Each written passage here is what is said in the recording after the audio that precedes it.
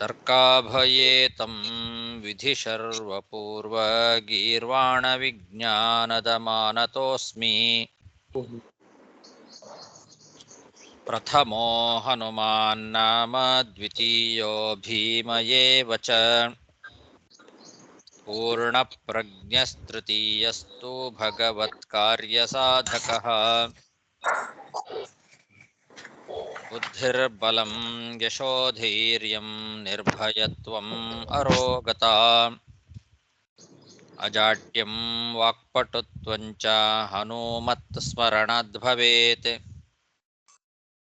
ಪೃಥ್ವೀಮಂಡಲಮಧ್ಯಸ್ಥಾಃ ಪೂರ್ಣಬೋಧಮತಾನುಗಾಃ ವೈಷ್ಣವಾ ವಿಷ್ಣುಹೃದಯಾಃ ತಾನ್ನಮಸ್ಯೆ ಗುರುನ್ಮಮ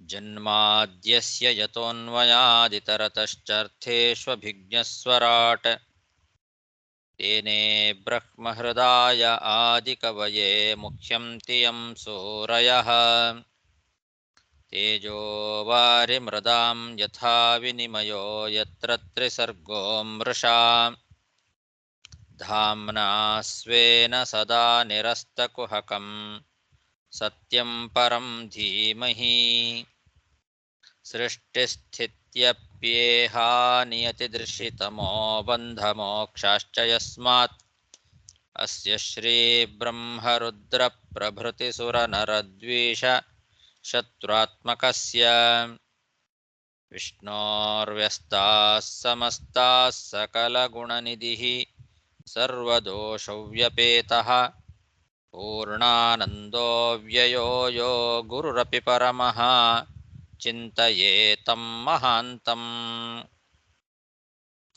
M ಪ್ರವ್ರಜಂತಮನುಪೇತಮಪೇತಕೃತ್ಯಂ ದ್ವೈಪಾಯನೋ ವಿರಹಕಾತರ ಆಜುಹಾವ ಪುತ್ರೇತಿ ತನ್ಮಯತಯಾ ತರವೋಪಿ ನೇದುಃ तं ಸರ್ವಭೂತಹೃದಯಂ ಮುನಿಮಾನತೋಸ್ಮಿ. ಶ್ರೀ ಗುರುಭ್ಯೋ ನಮಃ. ಹರಿ ಓಂ. ಶ್ರೀಮದ್ಭಾಗವತದ ಚತುರ್ಥ ಸ್ಕಂಧದ 30ನೇ ಅಧ್ಯಾಯದಲ್ಲಿ ಇವತ್ತು 24ನೇ ಶ್ಲೋಕ. ನಮೋ ವಿಶುದ್ಧ ಸತ್ವಾಯ ಹರಯೇ ಹರಿಮೇಧಸೇ ವಾಸುದೇವಾಯ ಕೃಷ್ಣಾಯ ಪ್ರಭವೇ ಸರ್ವಸಾತ್ವತಾಂ. ಪ್ರಚೇತಸರು ಭಗವಂತನ ಸ್ತೋತ್ರವನ್ನ ಮುಂದುವರಿಸ್ತಾ ಇದ್ದಾರೆ. ನಮೋ ವಿಶುದ್ಧ ಸತ್ವಾಯ. ವಿಶುದ್ಧ ಸತ್ವ, ಸತ್ವ ಅಂತಂದ್ರೆ ಸರ್ವಗುಣಗಳು ಅಂತ ಅರ್ಥ. ಆ ಎಲ್ಲ ಗುಣಗಳು ಕೂಡ ವಿಶುದ್ಧವಾದ ಗುಣಗಳು, ಅದರಲ್ಲಿ ಯಾವುದೇ ದೋಷಗಳಿಗೆ ಅವಕಾಶ ಇಲ್ಲ. ಅಂತಹ ವಿಶುದ್ಧವಾದ ಸತ್ವ ಅಂದ್ರೆ ಸಕಲ ಗುಣ, ಆ ಗುಣ ಸ್ವರೂಪನೇ ಆಗಿದ್ದಾನೆ. ವಿಶುದ್ಧ ಸತ್ವನೇ ಅವನು, ಅಂದ್ರೆ ವಿಶುದ್ಧವಾದ ಸಕಲ ಗುಣ ಸ್ವರೂಪನೇ ಆಗಿದ್ದಾನೆ. ಅಂತಹ ಭಗವಂತನಿಗೆ ನಮೋ. ಹರಯೇ, ಹರಿ ಅಂತಂದ್ರೆ ಸಕಲ ಪಾಪಗಳನ್ನು ಕೂಡ ಹರಣ ಮಾಡ್ತಕ್ಕಂಥವನು, ಆದ್ರಿಂದ ಅವನಿಗೆ ಹರಿ ಅಂತ ಹೆಸರು.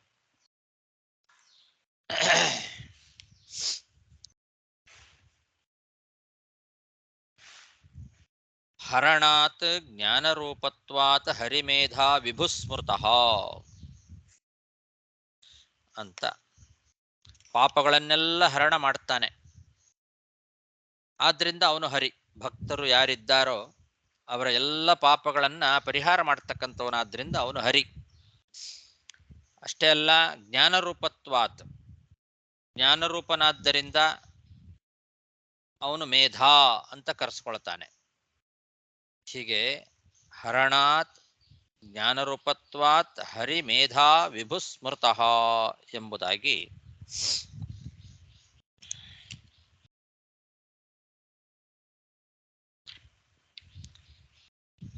ಪ್ರಮಾಣ ವಚನ ಇರೋದ್ರಿಂದ ಭಗವಂತನನ್ನ ಹರಿ ಅಂತಂದ್ರೆ ಪಾಪಗಳನ್ನೆಲ್ಲ ಪರಿಹಾರ ಮಾಡತಕ್ಕಂಥವನು ಅಂತ ಅರ್ಥ.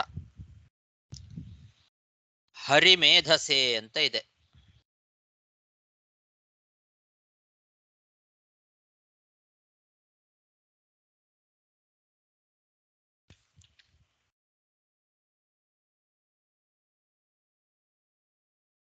ಮೇಧಸ್, ಮೇಧ ಅಂತನ್ನೋದಕ್ಕೆ ಜ್ಞಾನರೂಪ ಅಂತ ಅರ್ಥ. ಅವನು ಪಾಪಗಳನ್ನ ಪರಿಹಾರ ಮಾಡ್ತಕ್ಕಂಥವನು ಆಗಿದ್ದಾನೆ, ಜೊತೆಗೆ ಜ್ಞಾನರೂಪನೂ ಆಗಿದ್ದಾನೆ. ಆದ್ರಿಂದ ಹರಿ ಮತ್ತು ಮೇಧ, ಹರಿಮೇಧ ಅಂತಲೇ ಭಗವಂತನಿಗೆ ಹೆಸರು.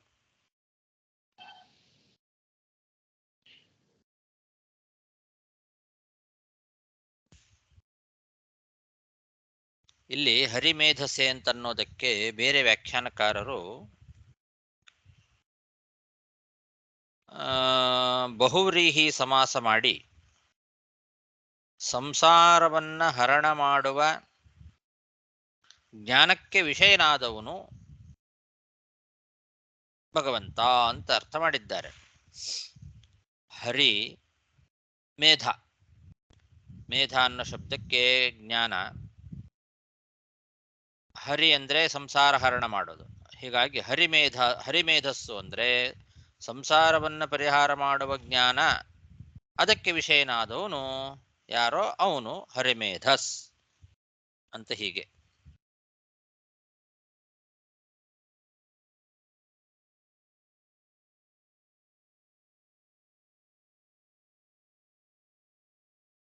ಆದರೆ ಪ್ರವೃತ್ತ ಸಂಹಿತಾ ಅಂತನ್ನೋ ಗ್ರಂಥದ ವಾಕ್ಯ ಮಧ್ವಾಚಾರ್ಯರು ನಮಗೆ ತಿಳಿಸಿಕೊಟ್ಟಿದ್ದಾರಿಲ್ಲಿ. ಹರಣಾತ್ ಜ್ಞಾನರೂಪತ್ವಾತ್ ಹರಿಮೇಧಾ ಹರಿಸ್ಮೃತಃ ಇತಿ ಚ ಅಂತ ಹಿಂದೆ ಪ್ರವೃತ್ತ ಸಂಹಿತಾದ ವಾಕ್ಯವನ್ನು ಉದಾಹರಿಸಿ ಈಗ ಇತಿ ಚ ಅಂತ ಅದನ್ನೇ ಅದೇ ಪ್ರವೃತ್ತ ಸಂಹಿತಾದಲ್ಲಿ ಹೀಗೆ ಹೇಳಿದ್ದಾರೆ ಅಂತ. ಹಾಗಾಗಿ ಅಲ್ಲಿ ಹರಿಮೇಧಸ್ ಅನ್ನೋ ಶಬ್ದದ ಅರ್ಥವನ್ನ ಪ್ರವೃತ್ತ ಸಂಹಿತಾ ವಾಕ್ಯ ನಮಗೆ ತಿಳಿಸಿಕೊಡ್ತಾ, ಅವನು ಪಾಪಗಳನ್ನ ಪರಿಹಾರ ಮಾಡ್ತಾನೆ ಮತ್ತು ಜ್ಞಾನರೂಪನಾಗಿದ್ದಾನೆ ಅಂತ ಎರಡೂ ಒಟ್ಟಿಗೆ ಸೇರಿಸ್ಕೊಳ್ಬೇಕು. ಅದನ್ನ ಕರ್ಮಧಾರಯ ಹೊರತು ಬಹುರೀಹಿ ಅಲ್ಲ. ಅಂತಹ ಗುಣವುಳ್ಳವನು, ಆ ಜ್ಞಾನಕ್ಕೆ ವಿಷಯನಾದವನು ಅಂತ ಹಾಗೆ ಅರ್ಥ ಮಾಡೋದಕ್ಕಿಂತ ಹರಿಯೂ ಹೌದು ಮೇಧಸ್ಸು ಹೌದು. ಹರಿಮೇಧ, ಹರಿ ಮತ್ತು ಮೇಧ ಅಂತ ಅವನನ್ನ ಕರೀತಾರೆ. ಎರಡು ಅವನೇ, ಹರಿಯು ಮತ್ತು ಮೇಧ ಕರ್ಮಧಾರಯ. ಹಾಗೆ ಮಾಡಬೇಕು ಅಂತ ನಮಗೆ ತಿಳಿಸಿಕೊಟ್ಟಿದೆ ಪ್ರವೃತ್ತ ಸಂಹಿತಾ ವಾಕ್ಯ.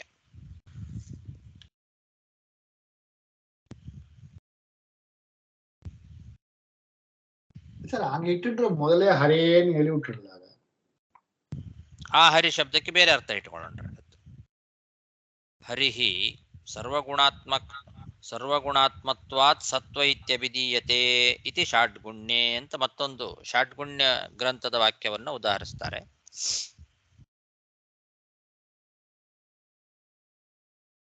ಸರ್ವಗುಣ ಸ್ವರೂಪ ಅಂತ ಅರ್ಥ ಆವಾಗ ಹರಿ ಅನ್ನೋ ಶಬ್ದಕ್ಕೆ. ಸತ್ವ ಅನ್ನೋ ಶಬ್ದಕ್ಕೆ ಸರ್ವಗುಣ ಸ್ವರೂಪ ಅಂತ ಅರ್ಥ. ವಿಶುದ್ಧ ಸತ್ವಾಯ ಅನ್ನೋದಕ್ಕೆ, ಸತ್ವ ಅಂತ ಅನ್ನೋದಕ್ಕೆ ಅಲ್ಲಿಯೂ ಕೂಡ ಬೇರೆ ವ್ಯಾಖ್ಯಾನಕಾರರು ವಿಶುದ್ಧ ಸತ್ವ ಅಂತಂದ್ರೆ, ಸತ್ವ ಅಂದ್ರೆ ಪ್ರಕೃತಿಯ ಸತ್ವಗುಣ ಅಂತಾನೆ ತಗೊಂಡಾರೆ. ವಿಶುದ್ಧವಾದ ಪ್ರಕೃತಿಯ ಸತ್ವಗುಣವೇ ಶರೀರವಾಗಿ ಉಳ್ಳವನು ಅಂತ ಅಲ್ಲಿ ಹಾಗೆ ಅರ್ಥ ಮಾಡಿದ್ದಾರೆ ಅವರು. ಅದು ಕೂಡ ಸರಿಯಲ್ಲ. ಸತ್ವ ಅಂದ್ರೆ ಅಲ್ಲಿ ಪ್ರಕೃತಿಯ ಸತ್ವಗುಣ ಅಲ್ವೇ ಅಲ್ಲ, ಅವನಿಗೆ ಪ್ರಕೃತಿಯದ್ದು ಯಾವುದೇ ಬಂಧ ಇಲ್ಲ, ಗುಣತ್ರಯ ವರ್ಜಿತ ಅವನು. ಹಾಗಾಗಿ ಸತ್ವ ಅಂತಂದ್ರೆ ಸರ್ವಗುಣಾತ್ಮಕ ಅನ್ನೋ ಅರ್ಥ. ವಿಶುದ್ಧನೂ ಹೌದು ಸರ್ವಗುಣಾತ್ಮಕನೂ ಹೌದು. ಅಲ್ಲಿಯೂ ಕರ್ಮಧಾರೆನೇ ಇಟ್ಕೊಳ್ಬೇಕು. ವಿಶುದ್ಧ ಸತ್ವಾಯ ಅಂತ. ಅಲ್ಲಿ ಸತ್ವ ಅನ್ನೋ ಶಬ್ದಕ್ಕೆ ಸರ್ವಗುಣಾತ್ಮಕ ಅನ್ನೋ ಅರ್ಥ ಷಾಡ್ಗುಣ್ಯ ಗ್ರಂಥದಲ್ಲಿ ಹರಿಸ್ ಸರ್ವಗುಣಾತ್ಮತ್ವಾತ್ ಸತ್ವ ಇತ್ಯಭಿಧೀಯತೆ ಅಂತ ಹೇಳಿದ್ದಾರೆ. ಹಾಗಾಗಿ ಅಲ್ಲಿ ಆ ಅರ್ಥ ಇಟ್ಟುಕೊಳ್ಬೇಕು. ಇನ್ನು ಬರೀ ಹರಯೇ ಅಂತೇನಿದೆ, ಆ ಹರಿ ಶಬ್ದಕ್ಕೆ ಬೇರೆ ಅರ್ಥ ಇಟ್ಕೊಳ್ಬೇಕು. ಆವಾಗ ಪಾಪಹರಣ ಮಾಡೋನು ಅನ್ನೋ ಅರ್ಥ ಮುಂದೆ ಇದೆ. ಹರಿ ಮೇಧಾ ಅಂತಿರೋ ಕಡೆಗೆ ಆ ಹರಿ ಶಬ್ದಕ್ಕೆ ಪಾಪಹರಣ ಮಾಡೋದ್ರಿಂದ ಹರಿ ಅಂತ ಅರ್ಥ ಇಟ್ಕೊಳ್ಬೇಕು. ಬರೇ ಹರಿ ಅನ್ನೋ ಶಬ್ದಕ್ಕೆ ಇದನ್ನು ಮಾಡೋನು, ನಾಶಕ. ಹರಿ ಹರತಿ ಅಂತಂದ್ರೆ ಜಗತ್ತನ್ನ ಸಂಹಾರ ಮಾಡ್ತಕ್ಕಂಥವನು, ಪ್ರಳಯ ಮಾಡ್ತಕ್ಕಂಥವನು ಅನ್ನೋ ಅರ್ಥನೂ ಇದೆ. ಆ ಅರ್ಥ ಇಟ್ಕೊಳ್ಳೋದು.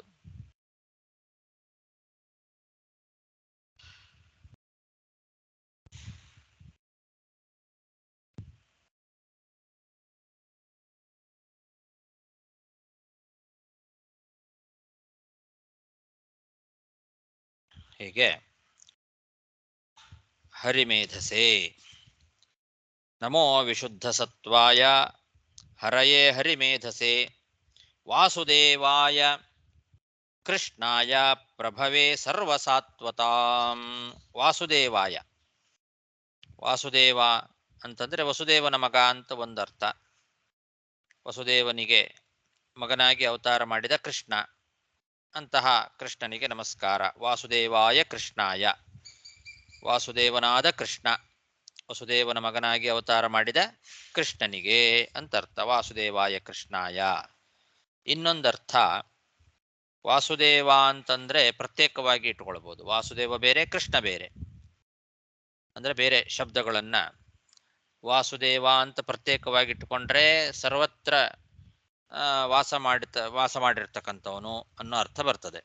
ವಾಸನಾದ್ ವಾಸುದೇವೋಸಿ ಅಂತ ಅನ್ನೋ ಆ ಆಧಾರದ ಪ್ರಕಾರ ಸರ್ವತ್ರ ವಸತಿ ವ್ಯಾಪ್ತನಾದವನು, ಎಲ್ಲ ಕಡೆಯಲ್ಲೂ ವಾಸ ಮಾಡ್ಕೊಂಡಿದ್ದಾನೆ, ಆದ್ರಿಂದ ವಾಸುದೇವ.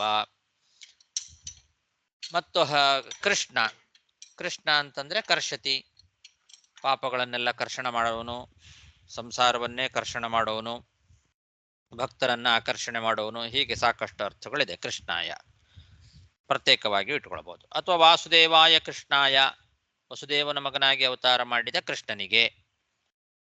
ಪ್ರಭವೇ, ಪ್ರಭುವಾಗಿದ್ದಾನೆ, ಒಡೆಯನಾಗಿದ್ದಾನೆ, ಎಲ್ಲರಿಗೂ ಪ್ರಭುವಾಗಿದ್ದಾನೆ, ಸ್ವಾಮಿಯಾಗಿದ್ದಾನೆ, ಪ್ರತ್ಯೇಕವಾಗಿ ಇಟ್ಕೊಳ್ಬಹುದು. ಅಥವಾ ಸರ್ವಸಾತ್ವತಾಂ ಪ್ರಭವೇ ವಾಸುದೇವಾಯ ಕೃಷ್ಣಾಯ, ಒಂದೇ ಅನ್ವಯ ಮಾಡ್ಕೊಂಡ್ಬಿಡೋದು ಎಲ್ಲ ಸೇರಿ.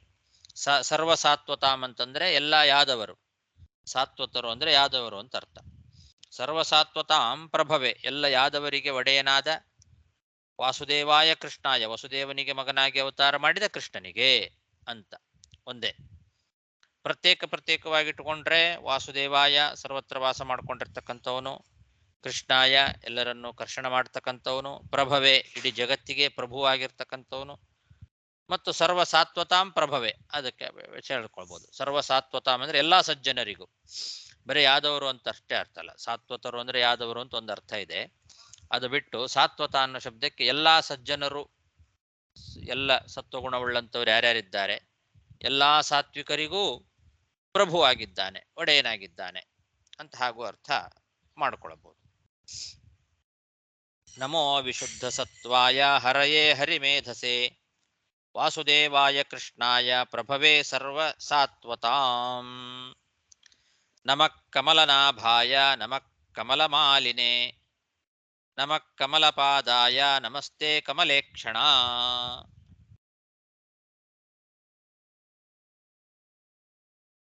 ಕಮಲನಾಭ, ನಾಭಿಯಲ್ಲಿ ಕಮಲವುಳ್ಳವನು.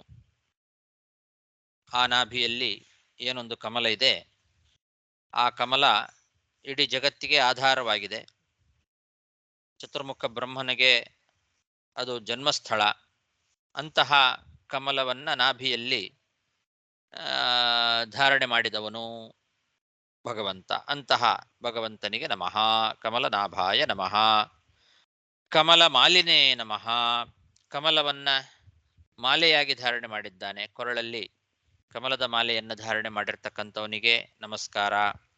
ನಮಃ ಕಮಲ ಪಾದಾಯ, ಕಮಲದಂತೆ ಪಾದಗಳು, ಕೋಮಲವಾಗಿರ್ತಕ್ಕಂತಹ ಪಾದಗಳು, ಅಂತಹ ಕಮಲಪಾದನಾದ ಭಗವಂತನಿಗೆ ನಮಸ್ಕಾರ.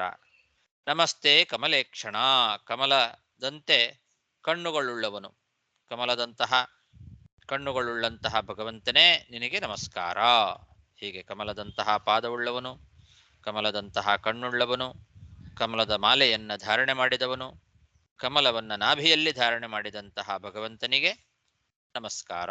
ನಮಃ ಕಮಲನಾಭಾಯ ನಮಃ ಕಮಲಮಾಲಿನೇ ನಮಃ ಕಮಲಪಾದಾಯ ನಮಸ್ತೆ ಕಮಲೇಕ್ಷಣ ನಮಃ ಕಮಲಕಿಂಜಲ್ಕ ವಿಷಂಗಾಮಲವಾಸಸೆ ಸರ್ವಭೂತನಿವಾಸಾಯ ನಮೋ ಯುಂಕ್ಷ್ವಹಿ ಸಾಕ್ಷಿಣೇ. ಕಮಲಕಿಂಜಲ್ಕ ಪಿಶಂಗ ಅಮಲವಾಸಸೆ. ಅಮಲವಾದ ವಾಸ, ನಿರ್ಮಲವಾದ ವಾಸ ಅಂದರೆ ಬಟ್ಟೆ, ಪೀತಾಂಬರ. ಅದು ಹೇಗಿದೆ ಅಂದರೆ ಕಮಲ ಕಿಂಜಲ್ಕ ಪಿಶಂಗ, ಕಮಲದ ಪಿಂಜಲ್ಕ ಪರಾಗ, ಕಮಲದ ಆ ದಳ ಅಷ್ಟು ಮೃದುವಾದ ಸುಂದರವಾದ ಕಮಲದ ಪರಾಗದಂತೆ ನಿರ್ಮಲವಾದಂತಹ ಪೀತಾಂಬರವನ್ನ ಉಟ್ಟುಕೊಂಡವನು ಅಂತ ಅರ್ಥ. ಅಂತಹ ಪೀತಾಂಬರ ಧಾರಿಯಾದ ಭಗವಂತನೇ ನಿನಗೆ ನಮಸ್ಕಾರ. ನಮಃ ಸರ್ವಭೂತ ನಿವಾಸಾಯ. ಸರ್ವಭೂತ ನಿವಾಸ, ಎಲ್ಲ ಜೀವರ ಒಳಗೆ ವಾಸ ಮಾಡಿಕೊಂಡಿದ್ದಿ ಅಂತರ್ಯಾಮಿಯಾಗಿ, ಅಂತಹ ನಿನಗೆ ನಮಸ್ಕಾರ. ನಮಃ ಅಯುಂಕ್ಷ್ವಹಿ ಸಾಕ್ಷಿಣೇ. ಅಯುಂಕ್ಷ್ಮಹಿ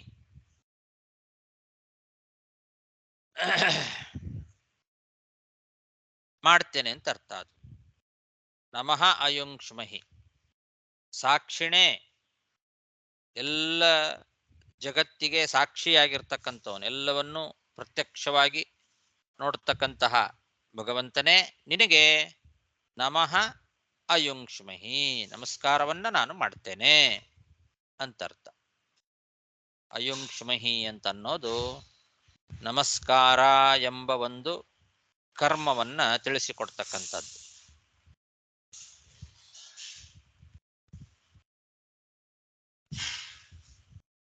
ನಮಸ್ಕಾರ ಅಂತೀವಲ್ಲ, ನಮಃ ಅಂತಂದ್ರು, ನಮಸ್ಕಾರ ಅಂದ್ರು. ನಮಸ್ಕಾರ ಅಂದ್ರೇನು? ನಮಃ ಕಾರ, ಕಾರ ಅಂದ್ರೇನು? ಮಾಡೋದು. ನಮಸ್ ಅಂದ್ರೆ ನಮಸ್ಕಾರ, ಅದನ್ನ ಕಾರ ಅಂದ್ರೇ ಮಾಡೋದು ಅಂತ ಅರ್ಥ. ನಮಃ ಅಂದ್ರೇ ಅದಕ್ಕೆ ಸಾಕು. ಮತ್ತೆ ನಮಸ್ಕಾರ ಅಂತೀವಿ ನಾವು ಕನ್ನಡದಲ್ಲಾಗುವಾಗ, ಅದನ್ನು ನಮಸ್ಕಾರ ಅಂತ ಕರಿತೇವೆ, ಬರೇ ನಮಃ ಅನ್ನೋದಿಲ್ಲ. ನಿಜವಾಗ್ಲೂ ನಮಃ ಅನ್ನೋದಷ್ಟೇ ಶಬ್ದ. ಕಾರ ಅಂತನ್ನೋದು ಮಾಡುವಿಕೆ ಅಂತ ಅರ್ಥ. ನಮಃ ಮತ್ತು ಕಾರ ಎರಡು, ನಮಸ್ಕಾರ ಎರಡು ಸೇರಿ ನಮಸ್ ಮಾಡುವಿಕೆ ಅನ್ನೋದು ನಮಸ್ಕಾರ. ಅದನ್ನೇ ಇಲ್ಲಿ ಏನಿದೆ, ನಮೋ ಅಯುಂಕ್ಷ್ಮಹಿ ಅಂದ್ರೂ ಅದೇ ಅರ್ಥ. ನಮಸ್ ಮಾಡ್ತೇನೆ, ನಮಸ್ಕಾರ ಮಾಡ್ತೇನೆ ಅನ್ನೋದೇ ಅರ್ಥ ಅದಕ್ಕೆ. ನಮಃ ಕಮಲ ಕಿಂಜಲ್ಕ ಪಿಶಂಗಾಮಲವಾಸಸೆ ಸರ್ವಭೂತ ನಿವಾಸಾಯ ನಮೋ ಯುಂಕ್ಷ್ಮಹಿ ಸಾಕ್ಷಿಣೇ. ರೂಪಂ ಭಗವತಾತ್ವೇತದಶೇಷ ಕ್ಲೇಶ ಸಂಕ್ಷಯಂ ಆವಿಷ್ಕೃತಂ ನ ಕ್ಲಿಷ್ಟಾನಾಂ ಕಿಮನ್ಯದನುಕಂಪಯಾ.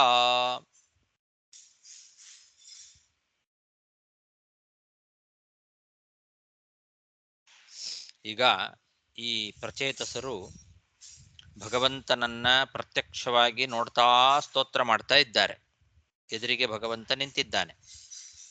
ಅದಕ್ಕೆ ಅವರು ಹೇಳ್ತಾರೆ, ಈ ಏನು ನನಗೆ ಈ ರೂಪವನ್ನ ತೋರಿಸ್ತಾ ಇದ್ದಿ, ಇದು ನಿನ್ನ ಕರುಣೆ. ನಮ್ಮ ಮೇಲಿನ ಕರುಣೆಯಿಂದ ನೀನು ತೋರಿಸ್ತಾ ಇದ್ದಿ ಹೊರತು ಇದಕ್ಕೆ ಬೇರೆ ಏನು ಕಾರಣ ಹೇಳಲಿಕ್ಕೆ ಸಾಧ್ಯ ಇಲ್ಲ. ಬೇರೆ ಏನು ಕಾರಣ ಇದೆ ಅಂತಾರೆ. ಕಿಮನ್ಯತ್ ಅನುಕಂಪಯ, ನಮ್ಮ ಮೇಲಿನ ಅನುಕಂಪೆಯಿಂದ ನೀನು ಈ ರೀತಿ ನಿನ್ನ ರೂಪವನ್ನ ನಮಗೆ ತೋರಿಸ್ತಾ ಇದ್ದಿ. ಇದು ಬಿಟ್ರೆ ಬೇರೆ ಇದಕ್ಕೇನು ಕಾರಣ ಇರ್ಲಿಕ್ಕೆ ಸಾಧ್ಯ ಇಲ್ಲ. ಯಾಕೆ? ಈ ರೂಪ ಇದು ಎಲ್ಲ ಕ್ಲೇಶಗಳನ್ನು ಪರಿಹಾರ ಮಾಡ್ತಕ್ಕಂತಹ ರೂಪ. ಅಶೇಷ ಕ್ಲೇಶ ಸಂಕ್ಷಯಂ. ಏತತ್ ಏತತ್ ಅಂತ ಎದುರಿಗೆ ಇರುವ ರೂಪ, ಇದು ಅಂತ. ಏತತ್ ಅಂದ್ರೆ ಇದು, ಎದುರಿಗೆ ಕಣ್ಣಿಗೆ ಕಾಣಿಸ್ತಾ ಇರೋ ರೂಪ. ಆದ್ರಿಂದ ಏತತ್ ಅಂತಾರೆ. ಎಲ್ಲೋ ದೂರದಲ್ಲಿದ್ದರೆ ತತ್ ಅಂತ ಅನ್ಬೇಕು, ಅದು ಅನ್ಬೇಕು. ಅದು ಅಲ್ಲ, ಇದು ಎದುರಿಗೆ ಇದ್ದ, ಎದುರಿಗೆ ಭಗವಂತ ಕಾಣಿಸ್ತಾ ಇದ್ದಾನೆ.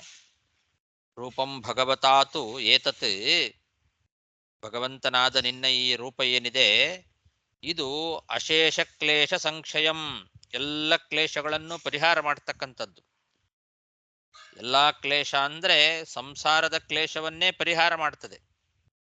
ಅಂತಹ ರೂಪ ಇದು ಏನು ತೋರಿಸ್ತಾ ಇದ್ದಿ, ಇದು ನಮ್ಮಂತಹ ಸಂಸಾರದ ಬಂಧನಕ್ಕೆ ಒಳಗಾಗಿರ್ತಕ್ಕಂಥವರಿಗೆ ಈ ಸಂಸಾರದಿಂದ ಬಿಡುಗಡೆಯನ್ನ ಮಾಡಲಿಕ್ಕೆ ನೀನು ತೋರಿಸುವ ಒಂದು ಕೃಪೆ. ಈ ಸಂಸಾರದಿಂದ ನಮ್ಮನ್ನು ಬಿಡುಗಡೆ ಮಾಡಬೇಕು ಅಂತ ಹೇಳಿ ನಮ್ಮ ಮೇಲಿನ ಅನುಕಂಪೆಯಿಂದ ನೀನು ತೋರಿಸ್ತಾ ಇರತಕ್ಕಂತಹ ಒಂದು ರೂಪ ಇದು.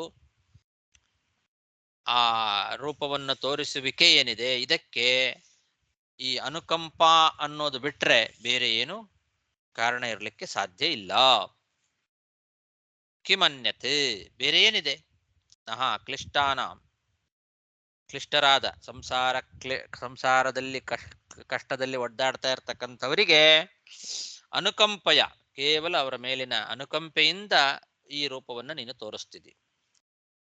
ಇದು ಬಿಟ್ಟು ಬೇರೆ ಏನಿದೆ ಅದಕ್ಕೆ ಕಾರಣ ಅಂತ. ರೂಪಂ ಭಗವತಾ ತ್ವೇತದಶೇಷ ಕ್ಲೇಶ ಸಂಕ್ಷಯಂ ಆವಿಷ್ಕೃತಂ ನ ಕ್ಲಿಷ್ಟಾನಾಂ ಕಿಮನ್ಯದನುಕಂಪಯಾ ಯತಾವದೇವ ವಿಭುವಿಃ ಭಾವ್ಯಂ ದೀನೇಷು ವತ್ಸಲೈಃ.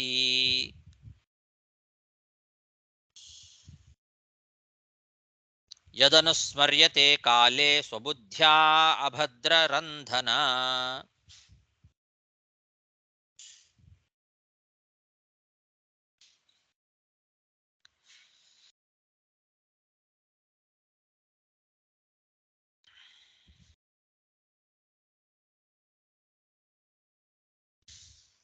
ನೀನು ಭಕ್ತವತ್ಸಲ, ದೀನವತ್ಸಲ, ನೀನು ದೀನೇಶು ವತ್ಸಲೈಹಿ. ಯಾರು ನಿನ್ನನ್ನ ದೀನರಾಗಿ ಬೇಡ್ಕೊಳ್ತಾರೋ ಅಂಥವರ ಮೇಲೆ ವಾತ್ಸಲ್ಯದಿಂದ ಅವರಿಗೆ ಅನುಗ್ರಹವನ್ನ ಮಾಡ್ತಕ್ಕಂತಹ ಕರುಣಾಳು ನೀನು. ಆದರೆ ಆ ಭಕ್ತರಿದ್ದಾರಲ್ಲ, ಅವರು ಮಾಡಬೇಕಾದದ್ದೇನು ಗೊತ್ತಾ? ಅವರು ನಿನ್ನನ್ನು ನೆನೆಬೇಕಷ್ಟೆ. ನಿನಗೆ ಯಾರಿಂದಲೂ ಏನೂ ಆಗಬೇಕಾಗಿಲ್ಲ. ಅವರು ನಿನ್ನನ್ನ ಸ್ಮರಣೆ ಮಾಡಿಕೊಂಡ್ರೆ ಸಾಕು. ಇಷ್ಟಾದರೂ ಅವರಲ್ಲಿ ಇರಬೇಕು. ನಿನ್ನನ್ನ ಸ್ಮರಣೆ ಮಾಡ್ಬೇಕಷ್ಟೇ, ಅವರು ಬೇರೆ ಏನು ಮಾಡೋದು ಬೇಕಾಗಿಲ್ಲ. ಅವರು ತಮ್ಮ ಬುದ್ಧಿಯಿಂದ ಅವರಾಗಿ ಅವರು ನೆನೆಬೇಕು. ಆವಾಗ ನೀನು ಅವರ ಕಷ್ಟಗಳನ್ನು ಪರಿಹಾರ ಮಾಡ್ತಿದ್ದಿ. ಅವ್ರ ಕಷ್ಟಗಳನ್ನ ಪರಿಹಾರ ಮಾಡು ಅಂತ ಕೇಳೋದು ಬೇಕಾಗಿಲ್ಲ. ನಿನ್ನ ಸ್ಮರಣೆ ಮಾಡಿದರೆ ಸಾಕು, ಅವರ ಕಷ್ಟಗಳನ್ನು ಪರಿಹಾರ ಮಾಡ್ತಿದ್ದಿ ನೀನು. ಯದ್ ಅನುಸ್ಮರ್ಯತೆ ಕಾಲೆ, ಕಾಲ ಅಂತಂದ್ರೆ ಕಷ್ಟಕಾಲ. ದೀನರಾದ ಭಕ್ತರು ಯಾರಿದ್ದಾರೆ ಅವರಿಗೆ ಕಷ್ಟಕಾಲ ಬಂದಾಗ ಅವರು ಕೇಳಿಕೊಳ್ಳೋದೇ ಬೇಕಾಗಿಲ್ಲ. ಅವರು ತಮ್ಮ ಬುದ್ಧಿಯಿಂದ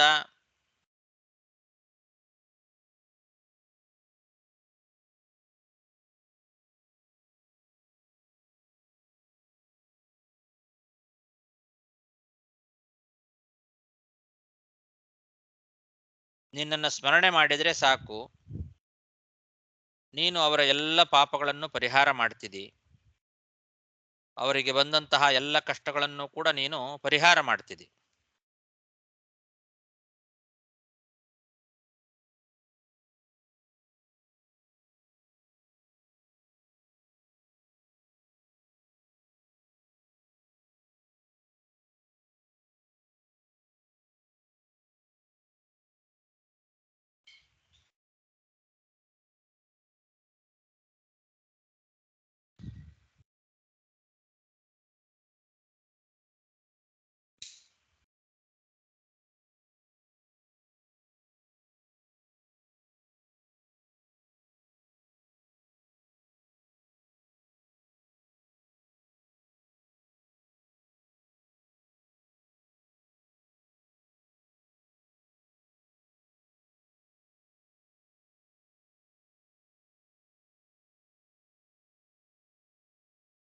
ಇದು ಭಗವಂತನ ಹತ್ರ ಇವರು ಹೇಳ್ತಾ ಇರೋದು ದೀನವತ್ಸಲರು ವತ್ಸಲೈಹಿ ಅಂತ ಬಹುವಚನ ಇದೆ ಇಲ್ಲಿ. ದೀನೇಶು ವತ್ಸಲೈಹಿ ಅಂತ ಇದೆ. ಹಾಗಾಗಿ ಕೇವಲ ಭಗವಂತನಿಗೆ ಮಾತ್ರ ಹೇಳ್ತಾ ಇರೋದಲ್ಲ ಇದು. ದೀನವತ್ಸಲರು ಅಂತೇನಿದ್ದಾರಲ್ಲ ಅವರು ಪ್ರಭುಗಳು, ಬೇರೆ ಬೇರೆ ಬ್ರಹ್ಮಾದಿ ದೇವತೆಗಳನ್ನ ಎಲ್ಲ ಇಟ್ಕೊಳ್ಳೋಣ.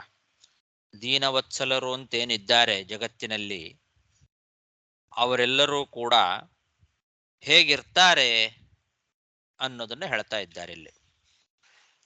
ನೀನು ಮಾತ್ರ ಅಲ್ಲ, ಜಗತ್ತಿನಲ್ಲಿ ದೀನವತ್ಸಲರು ಅಂತ ಯಾರ್ಯಾರಿದ್ದಾರೆ ಅವರು ಏನು ಮಾಡ್ತಾರೆ ಅಂದರೆ, ಭಕ್ತರಿಗೆ ಕಷ್ಟಕಾಲ ಬಂದಾಗ ಅವರು ಕೇಳಿಕೊಳ್ಳದೆ ಇದ್ರೂ ಕೂಡ, ಆ ಭಕ್ತರು ನನ್ನ ಕಷ್ಟಗಳನ್ನು ಪರಿಹಾರ ಮಾಡು ಅಂತ ಕೇಳಿಕೊಳ್ಳದೆ ಇದ್ರೂ ಕೂಡ ಇವರಾಗೆ ಮುಂದೆ ಹೋಗಿ ಇವರನ್ನು ನಾನು ರಕ್ಷಣೆ ಮಾಡಬೇಕು ಅಂತ ಮುಂದೆ ಬಂದು ರಕ್ಷಣೆ ಮಾಡ್ತಾರೆ. ಇದು ದೀನವತ್ಸಲರು ಮಾಡ್ತಕ್ಕಂಥದ್ದು.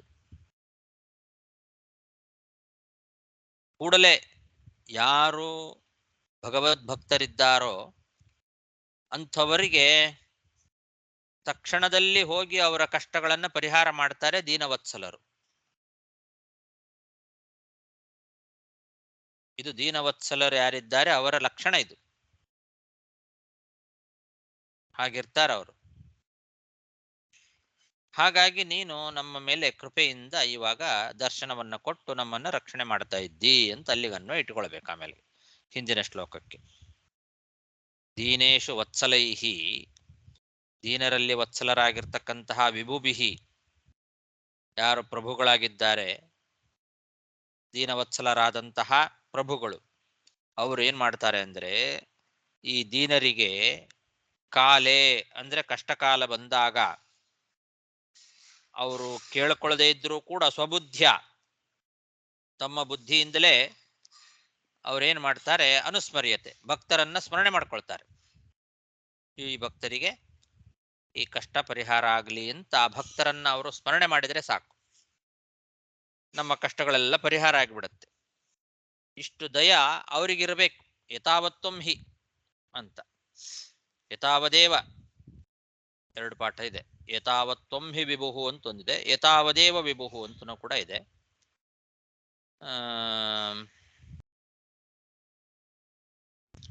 ಅಷ್ಟು ಸಾಕು. ನಿನ್ನ ಭಕ್ತರಾದಂತಹ ದೀನವತ್ಸಲರಾದ ಪ್ರಭುಗಳು ಅಂದ್ರೆ ಬ್ರಹ್ಮಾದಿ ದೇವತೆಗಳು, ಅವರು ನಮ್ಮನ್ನ ಸ್ಮರಣೆ ಮಾಡಿದರೆ ಸಾಕು.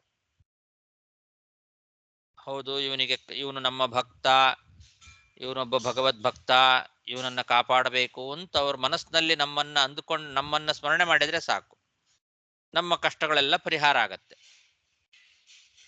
ಇದು ದೀನವತ್ಸಲರಲ್ಲಿ ಇರತಕ್ಕಂತಹ ಒಂದು ದೊಡ್ಡ ಗುಣ ಅಂತ. ಎಲ್ಲ ಭಗವಂತನನ್ನು ಸೇರಿಸ್ಕೊಂಡು ಎಲ್ಲ ದೀನವತ್ಸಲರ ಬಗ್ಗೆ ಹೇಳ್ತಾ ಇರೋ ಮಾತು. ಹಾಗಿಟ್ಕೊಂಡ್ಬಿಡ್ಬೇಕು. ದೀನವತ್ಸಲರಾದಂತಹ ವಿಭುಗಳು ಅಂದ್ರೆ ಪ್ರಭುಗಳು, ಸಮರ್ಥರಾಗಿರ್ತಕ್ಕಂಥವ್ರು ಭಕ್ತರಿಗೆ ಕಷ್ಟಕಾಲ ಬಂದಾಗ ಅವ್ರು ಕೇಳ್ಕೊಳ್ಳದೆ ಇದ್ರೂ ಕೂಡ ಸ್ವಬುದ್ಧಿಯ ತಮ್ಮ ಬುದ್ಧಿಯಿಂದ ಅವರನ್ನ ನೆನಿಬೇಕು. ಅಷ್ಟು ದಯೆ ಅವರಿಗೆ ಬರುವಂತೆ ಅನುಗ್ರಹ ಮಾಡಬೇಕು ನೀನು. ಯಾಕೆಂದ್ರೆ ನಿನ್ನ ಮೂಲಕವೇ ನೀನೇ ಅವರೊಳಗೆ ಕೂತು ಎಲ್ಲ ಕಷ್ಟಗಳನ್ನು ಪರಿಹಾರ ಮಾಡೋನು. ಅವರು ನಮ್ಮನ್ನ ಸ್ಮರಣೆ ಮಾಡಿಕೊಂಡ್ರೆ ಸಾಕು. ಆ ರೀತಿ ನಮಗೆಲ್ಲ ಕಷ್ಟ ಬಂದಾಗ, ದೀನರಿಗೆ ಕಷ್ಟ ಬಂದಾಗ ಆ ದೀನರನ್ನ ಸ್ಮರಣೆ ಮಾಡುವಂತೆ ಅವರಿಗೆ ಬುದ್ಧಿಯನ್ನು ಕೊಡು ಸಾಕು, ನಮ್ಮ ಕಷ್ಟಗಳೆಲ್ಲ ಪರಿಹಾರ ಆಗ್ಬಿಡತ್ತೆ ಅಂತ ಹೀಗೆ ಅಭಿಪ್ರಾಯ. ಏತಾವತ್ವಂ ಹಿ ಏತಾವತ್ವಂ ಹಿ ವಿಭುಭಿಃ ಭಾವ್ಯಂ ದೀನೇಶು ವತ್ಸಲೈಃ ಯದನುಸ್ಮರ್ಯತೆ ಕಾಲೇ ಸ್ವಬುದ್ಧ್ಯಾ ಅಭದ್ರರಂಧನ. ಅಭದ್ರರಂಧನ ಅನ್ನೋದು ಭಗವಂತನಿಗೆ ಸಂಬೋಧನೆ. ಅಭದ್ರ ಅಂದ್ರೆ ಪಾಪಗಳು, ಅದನ್ನ ರಂಧನ ಅಂದ್ರೆ ಸುಟ್ಟು ಹಾಕ್ತಕ್ಕಂಥವನು, ಪಾಪವನ್ನ ಸುಟ್ಟು ಭಸ್ಮ ಮಾಡುವಂಥವನೇ ಅಭದ್ರರಂಧನ.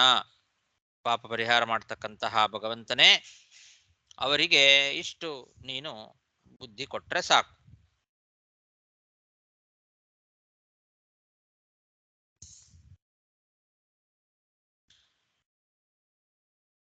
ಏನಾವೈಷಿಃ ಭೂತಾನಾಂ ಕ್ಷುಲ್ಲಕಾನಾಂ ಅಪೀಹಿತಂ ಯೇಂತರ್ಹಿತೋಂತರ್ಹೃದಯೇ ಕಸ್ಮಾನ್ನೋ ವೇದನಾಶಿಷಃ.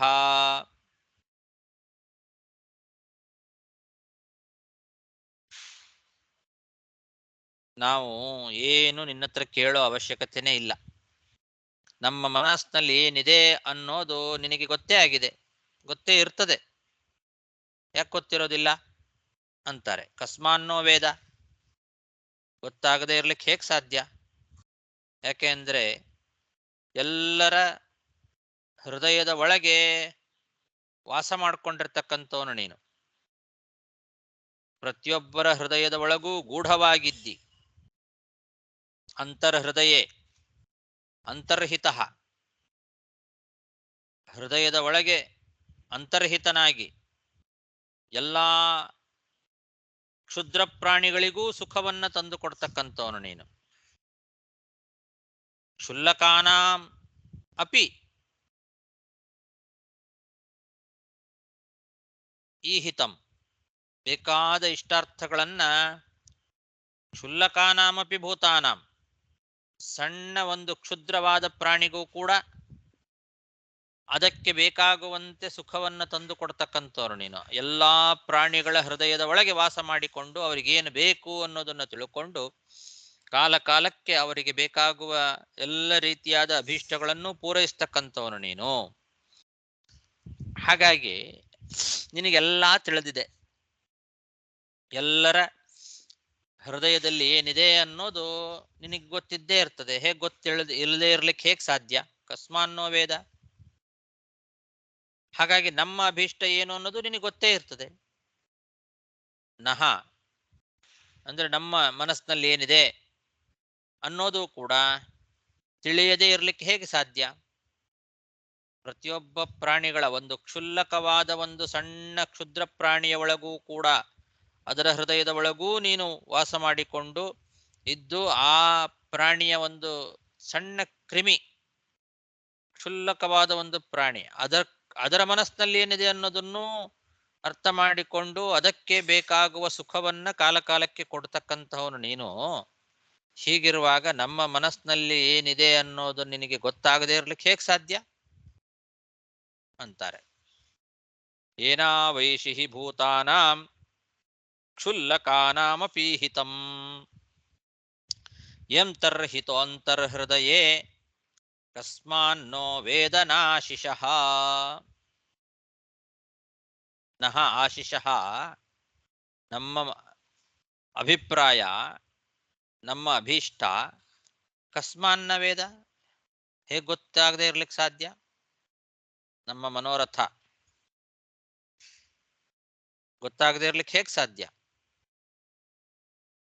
ಎಲ್ಲರ ಪ್ರಾಣಿಗಳ ಹೃದಯದ ಒಳಗೆ ಕೂತು ವಾಸ ಮಾಡಿ ಅವರಿಗೆ ಬೇಕಾಗುವ ಇಷ್ಟಾರ್ಥಗಳನ್ನು ಪೂರೈಸ್ತಕ್ಕಂಥವನು ನೀನು.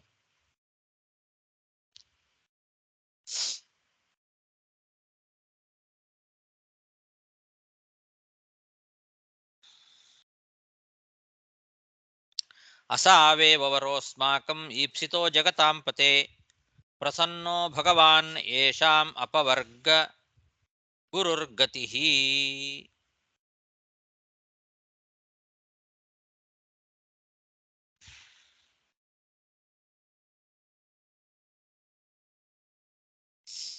ನಮಗೆ ಈಗ ನೀನು ವರ ಕೊಡಬೇಕಾಗಿದೆ. ನೀನು ಇಡೀ ಜಗತ್ತಿಗೆ ಪತಿ, ಜಗತಾಂ ಪತೆ, ಜಗತ್ಪತಿ ನೀನು, ಜಗತ್ತಿಗೆ ಒಡೆಯ. ಮತ್ತೆ ಯಾರ್ಯಾರು ಸಾಧಕರು ಮೋಕ್ಷ ಮಾರ್ಗವನ್ನ ಹಿಡಿದಿರ್ತಕ್ಕಂಥವರಿದ್ದಾರೆ ಅವರೆಲ್ಲರಿಗೂ ಉಪದೇಶವನ್ನ ಮಾಡೋವನೇ ನೀನು. ಮತ್ತೆ ಎಲ್ಲರೂ ಅಂತ್ಯದಲ್ಲಿ ಪಡೆಯಬೇಕಾದ ಗತಿಯು ನೀನೆ. ಮೋಕ್ಷದಲ್ಲಿ ಎಲ್ಲರೂ ಹೊಂದಬೇಕಾದದ್ದು ನಿನ್ನನ್ನೇ. ಅದೇ ಆತ್ಯಂತಿಕವಾದದ್ದು. ಪ್ರತಿಯೊಬ್ಬರಿಗೂ ಕೂಡ ಆತ್ಯಂತಿಕವಾದ ಗತಿ ಅದು ನೀನೇ ಆಗಿದ್ದಿ. ಆ ಗತಿಗೆ ಮಾರ್ಗದರ್ಶಕನೂ ನೀನೇ ಆಗಿದ್ದಿ. ಅಂತಹ ನೀನೇ ನಮ್ಮ ಎದುರಿಗೆ ಬಂದು ಇವಾಗ ನಿಂತುಕೊಂಡಿದ್ದಿ, ಒಲಿದು ಬಿಟ್ಟಿದ್ದಿ ನಮಗೆ ನೀನು. ಹೀಗಿರುವಾಗ ನಿನ್ನತ್ರ ನಾವು ಮೋಕ್ಷ ಬಿಟ್ಟು ಬೇರೆ ಏನು ಕೇಳಬಾರದು. ನಮಗೂ ಅದೇ ಇಷ್ಟ, ಮೋಕ್ಷವೇ ನಮಗೂ ಇಷ್ಟ, ಬೇರೆ ಯಾವುದು ನಮಗೂ ಇಷ್ಟ ಇಲ್ಲ. ನೀನು ಮೋಕ್ಷವನ್ನೇ ಕೊಡ್ತಕ್ಕಂಥವನು. ನಿನ್ನತ್ರ ಕೇಳಬೇಕಾದದ್ದು ಮೋಕ್ಷವೇ, ಬೇರೆ ಏನು ಕೇಳಬಾರದು. ನಿಜ,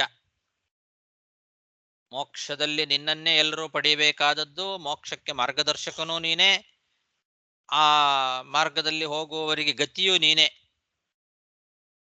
ನೀನೇ ನಮಗೆ ಪ್ರಸನ್ನನಾಗಿ ಒಲಿದು ನಿಂತು ಬಿಟ್ಟಿದ್ದಿ ಇಲ್ಲಿ ಬಂದು. ಹೀಗಿರುವಾಗ ನಿನ್ನತ್ರ ಮೋಕ್ಷವನ್ನು ಬಿಟ್ಟು ಬೇರೆ ಏನು ಕೇಳಬಾರದು. ನೀನು ಮೋಕ್ಷವನ್ನ ಕೊಡ್ಲಿಕ್ಕೆ ನೀನೇ ಸಮರ್ಥ. ನಮಗೂ ಇಷ್ಟವಾದದ್ದು ಅದೇ, ಮತ್ತೆ ಬೇರೆ ಏನೂ ಅಲ್ಲ. ಮೋಕ್ಷವೇ ನಮಗೂ ಇಷ್ಟ, ನಾವು ಮೋಕ್ಷವನ್ನೇ ಕೇಳಬೇಕು. ಆದರೂ ಅಂತ ಮುಂದಿನ ಶ್ಲೋಕದಲ್ಲಿ ಹೇಳ್ತಾರೆ. ಅಸಾವೇವರೋಸ್ಮಾಕಂ ಈಪ್ಸಿತೋ ಜಗತಾಂಪತೆ ಪ್ರಸನ್ನೋ ಭಗವಾನ್ ಯೇಷಾಂ ಅಪವರ್ಗ ಗುರುರ್ಗತಿ. ಹೌದು, ಆದರೂ ನಾವು ಬೇರೆ ವರವನ್ನೇ ಕೇಳ್ತೇವೆ ಅಂತಾರೆ. ಅದೇನು ಅಂತ ಮತ್ತೆ ನಾಳೆ ದಿವಸ ನೋಡೋಣ. ಶ್ರೀಕೃಷ್ಣಾರ್ಪಣಮಸ್ತು. ನಮಸ್ಕಾರ ಗುರುಗಳೇ. ಧನ್ಯವಾದ. 28ನೇ ಬ್ರಹ್ಮಾದಿ ದೇವರು ಬಂದು ನಮ್ಮನ್ನು ನೆನೆಸುವಕ್ಕೂ ಪ್ರಾರ್ಥನಾ ಮಾಡೋದು ಏನ್ ತಾತ್ಪರ್ಯ ಇಲ್ಲಿ? ಅಂದ್ರೆ ನೀನು ನಿನ್ನ ತನಕ ಬರಬೇಕು ಅಂತ ಇಲ್ವೇ ಇಲ್ಲ. ನಮಗೆ ಅಭೀಷ್ಟಗಳು ಬೇಕು ಅಂದ್ರೆ, ನಮ್ಮ ಕಷ್ಟಗಳು ಪರಿಹಾರ ಆಗಬೇಕು ಅಂದ್ರೆ, ನಿನ್ನ ಭಕ್ತರಿದ್ದಾರಲ್ಲ, ಬ್ರಹ್ಮಾದಿ ದೇವತೆಗಳು ಏನಿದ್ದಾರಲ್ಲ, ನಿನ್ನ ಅಪರೋಕ್ಷ ಜ್ಞಾನಿಗಳು ಯಾರಿದ್ದಾರೆ, ಅವ್ರು ನಮ್ಮನ್ನ ಸ್ಮರಣೆ ಮಾಡ್ಕೊಂಡ್ರು ಸಾಕು. ಅವರಿಗೆ ಹೌದು, ಅವರಿಗೆ ಆ ಬುದ್ಧಿ, ಅವರಿಗೆ ಆ ಶಕ್ತಿಯನ್ನ ಕೊಟ್ಟಿದ್ದಾನೆ ಭಗವಂತ. ಹಾಗಾಗಿ ಆ ದೀನವತ್ಸಲರಾದ ಬ್ರಹ್ಮಾದಿಗಳು ನಮಗೆ ಕಷ್ಟ ಬಂದಾಗ ಅವರು ನಮ್ಮನ್ನ ಸ್ಮರಣೆ ಮಾಡಿಕೊಳ್ಳುವಂತೆ ಅವರಿಗೆ ನೀನು ಬುದ್ಧಿ ಕೊಟ್ರೆ ಸಾಕು. ಹಾಗೆ ತಾರತಮ್ಯ ಹೇಳಕ ತೋರಿಸ್ತಾರೆ. ಹೌದು, ಇದರಿಂದ ಭಗವಂತನ ಸರ್ವೋತ್ತಮತ್ವ ಗೊತ್ತಾಗ್ತದೆ, ಅವನ ಮಹಿಮೆ ಗೊತ್ತಾಗ್ತದೆ. ಭಗವಂತ ಅಂತಹ ಶಕ್ತಿಯನ್ನ ದೇವತೆಗಳಿಗೂ ಕೊಟ್ಟಿದ್ದಾನೆ ಅನ್ನೋದು ಗೊತ್ತಾಗತ್ತೆ. ನಿನ್ನ ತನಕ ಬರೋ ಅವಶ್ಯಕತೆನೇ ಇಲ್ಲ ನಾವು, ಅಂಥ ಮಹಾಮಹಿಮ ನೀನು.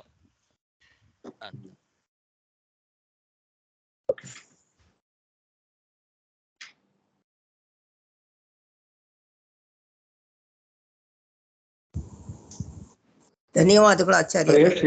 ನಮಸ್ಕಾರ ಗುರುಗಳೇ. ಹರಯೇ ನಮಃ. ನಾರಾಯಣ. ನಮಸ್ಕಾರ. ನಮಸ್ಕಾರ ಗುರು.